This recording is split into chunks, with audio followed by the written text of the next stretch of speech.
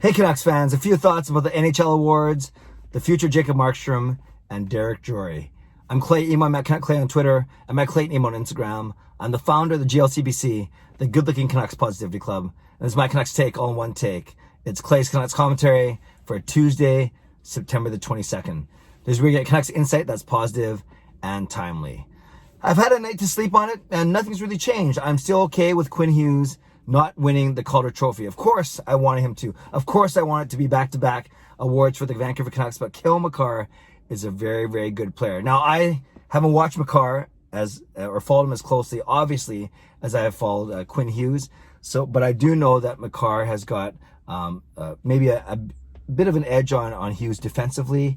I know that Hughes maybe has a bit of an edge in being able to break the puck not only out but in of zones, and they're both offensive talents. They're both really, really good skaters, and I just think it's impossible to expect, or it's unrealistic to expect every single voter to have the time and the ability to watch every single player in every single category. And I think if they did, that'd be closer. I don't say that Hughes would have won, because for all the things we love about Hughes, I'm sure Colorado fans love that about Cale Makar. But it was fascinating that the hockey writers, they do release the full ballots, and you get to see who every voter voted for in every category. And, I would never dare to say someone should have their voting privileges revoked or anything like that. But it was very interesting to see, was there geographical bias? Was there publication bias, whether it's Athletic, Sportsnet, TSN, whatever it may be? So those kind of things I found fascinating. And I will admit, as I tweeted out, I did go through the results line by line to see who voted for Hughes as number one, who voted for Hughes as number two, and God forbid who voted for Hughes as number three. So all to say, congrats again to Cale Makar, well-deserved. Very consistent and strong points per game. And like I said yesterday in my vlog yesterday, I think Quinn Hughes maybe had stronger underlying numbers, but do we expect them to get into those underlying numbers? We hope they would, but maybe they simply don't for every single player, for every single category. So it would be wonderful to have back-to-back Calder Trophy winners, but it wasn't meant to be. But we do have 3 back-to-back-to-back Calder Trophy finalists, which is more than any other team can say in recent history. So that bodes well for Vancouver, obviously. A couple other things about the votes. Quinn Hughes got a couple votes for Norris Trophy, which is pretty cool. And then there were 3 Canucks who actually got votes for the Hart Trophy MVP. Granted, there were only 1 or 2 third-place votes, or fifth-place votes, I should say. But it was indeed JT Miller, Jacob Markstrom, and Elias Pettersson all got MVP votes. So only 17 players received MVP votes, and 3 of them were the Vancouver Canucks. So no other team besides the Vancouver Canucks, no other team have 3 players finish in the top 17 in Hart Trophy voting, which is pretty cool. Of course, none of them were remotely close to even placing in the top 5, but still, to have 3 guys recognized by all the voters as worthy of a Hart Trophy vote, I think that's pretty cool. So that's what I want to say about the NHL awards. I think the Canucks did fine, and I know a lot of debate. Maybe I'll save this for another video, but a lot of debate about which major trophy will a Canucks player win first, between the Hart, the Vezina, the Norris, and the Calder. And some are saying Calder because of maybe Podkolzin or Höglander in 2 years. Some are saying Norris because of Quinn Hughes. But that's kind of an interesting topic to toss around. Another interesting topic to toss around is Jacob Markstrom and his future. It's September 22nd now, so we're getting closer to October 9th, which is 17 days away, so 2.5 weeks away. And I'm sure there's been talking. I'm sure talking is intensified, but we still haven't heard a lot about any of the Canucks UFAs or RFAs, and the biggest one obviously being goaltender Jacob Markstrom. I've said my piece on here many times. I think the Canucks will and should re-sign him, but I think the Canucks can and will be able to play a bit of hardball, and I think the Canucks will and should not just capitulate to any of Markstrom's demands just because we think we absolutely need him. Yes, I do think we would like to have him, and he obviously makes us a better team, but there's got to be a dollar amount that makes sense. And the rumors that came out yesterday, and it was reported by Elliot Friedman, by Kevin Woodley, by Ray Ferraro, and who knows who actually started it, because usually the tendency with rumors is one person says it and then everyone else piles on in a good way. But the rumor is that the Detroit Red Wings are willing to offer Jacob Markstrom some term and especially some money if Markstrom does make it indeed to unrestricted free agency.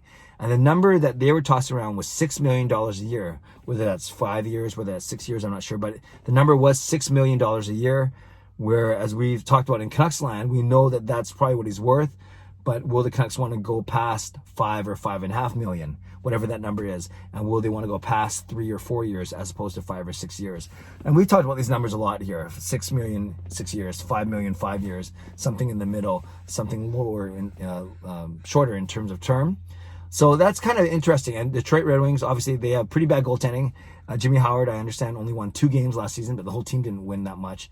So they have the money, they have the cap space, and they obviously, I'm sure, have a desire to improve. So that's an interesting story to keep tabs on going forward. The Detroit Red Wings potentially interested in Jacob Markstrom. I've also heard from many sources that the 2 Alberta teams are interested in Jacob Markstrom. We saw the way that David Rittich and Cam Talbot really struggled at the end of their playoffs against the Dallas Stars in that crazy game, that 7-3 loss, I think it was. So Calgary would be one of the closest places to go to, aside from Seattle, but we're not there yet. And then Edmonton has also expressed some interest. So they have Koskinen and Smith, of course. And it's interesting that Smith and Talbot were the ones that switched places from Calgary and Edmonton just last season, and maybe neither of them solved the goaltending woes for either of those Alberta teams. So, of course, we don't want to trade. We don't want Markstrom to go to another team in our division. And especially geographically, the closest teams to us, playing them 5 or 6 times a year could make the difference between making the playoffs and not. That's a lot of things that you think about. But right now, it's interesting to hear that both Calgary and Edmonton in the mix. I've also heard of the Colorado Avalanche being in the mix as well. And we saw some of their struggles, especially after their starter went down at the start of, during the playoffs this season. So that's another thing to keep an eye on. Last thing to keep an eye on, actually, with regard to Jacob Markstrom, is Chris Johnson of Sportsnet also reported that the Leafs might show some interest in him. I think Frederik Andersen's only got 1 more year left on his contract, so we'll have to see how that plays out as well. So there'll be no shortage of suitors for Jacob Markstrom, especially if the rumors are true and that Robert Lehner will re-up with the Vegas Golden Knights. Lastly, some sad news. Derek Jory, who's been working with the Vancouver Canucks for 13 years in many capacities, but mostly in charge of their social media, as part of the communications team. So they're working with their YouTube team, video production, Facebook, Twitter, Instagram, whatever they're doing. He tweeted out earlier this morning that he had been laid off by the Vancouver Canucks. He made it sound like it might be permanent. He said he is looking for opportunities, although he did say that he wants to return to doing what he loves doing, producing content for the Vancouver Canucks. But it sounds like that it may be more of a permanent thing. And it's really too bad. He's done generally a lot of really good work with Vancouver Canucks. He's been a great advocate for me and my work. He was the one who help introduce me to Elias Pettersson at the All-Star game in 2019 in San Jose. So I have nothing but good things to say about Derek Jory. I'm not sure if he's going to be watching this, but maybe it'll get back to him through the grapevine. So Derek, thank you for all you've done for and with the Vancouver Canucks fans. And, you're too talented not to land on your feet soon. I hope and pray that it's for doing something that you love and with a team that you enjoy, if it's indeed in hockey. So maybe we'll hear more about this as we go forward. But again, Derek Jory, a social media manager for the Vancouver Canucks, laid off today after 13 years with the club. So Canucks fans, there we go. Quick update today. Would love to know your thoughts. How are you feeling about this Makar Hughes thing? Now that you had a night to sleep on it. What do you think of this Markstrom to Detroit rumors? Again, just rumors, but they've been tweeted out and talked about by credible sources. And did you have any experiences with Derek Jory? Derek Jory as one of the content creators for the Vancouver Canucks social media and otherwise. So leave a comment below. You can comment on any of those things. I'd love to read, react, and reply as always. Subscribe if you like to. Like this video if you like to. Enjoy the day. Stay safe, stay healthy. Take care of yourselves and take care of each other. God bless and go Canucks go.